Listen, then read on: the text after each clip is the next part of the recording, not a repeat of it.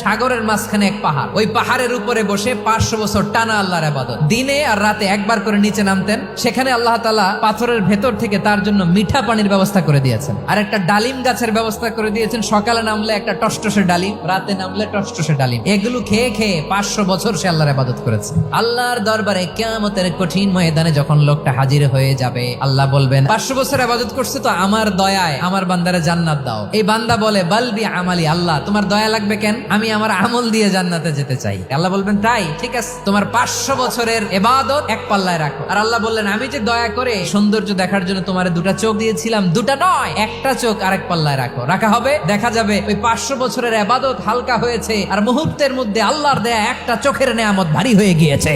ফলাফল দেখো, হিসাব বলে তুমি এখন জাহান্নামে যাবা, যাও এবার জাহান্নামে যাও। এবার লোকটা কাচুমাচু করে বলে আল্লাহ এবার আমি বুঝতে পেরেছি তোমার দয়া ছাড়া দুনিয়ায় কেউ জান্নাতে যেতে পারবে না।